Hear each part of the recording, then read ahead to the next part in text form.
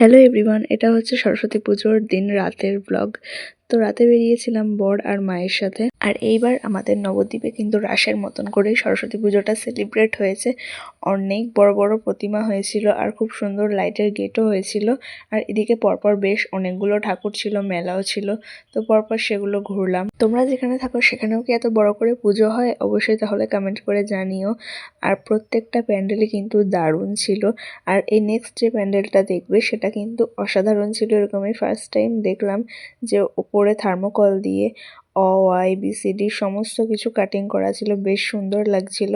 আর আজকের লুকটা আমার কেমন লাগছে তোমরা কিন্তু কমেন্ট করে জানিও। এই শাড়িটা নতুন নিয়েছিলাম, ফার্স্ট টাইম পরলাম, স্টাইল করলাম, আমার তো বেশ দারুণ লাগছে।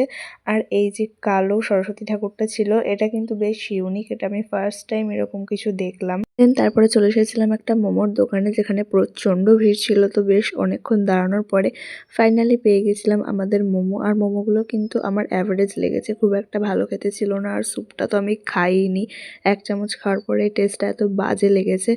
দেন বাড়ি যাওয়ার সময় নিয়েছিলাম রুমালি রুটি। আর রুমালি রুটিটা বানানোর সময় চলে এসেছিলো এই বড় ষাঁড়টা, যার জন্য আরও লেট হয়ে গেছিলো। আর অনেকটা রাত হয়ে যাওয়ায় রুটি কোনো জায়গায় পাচ্ছিলাম না। ঘুরে ঘুরে ফাইনালি এই জায়গায় থেকে রুটি নিয়ে চলে আসলাম বাড়িতে। বাড়ি ঢোকার আগে পাড়ার ঠাকুরটাও দেখলাম।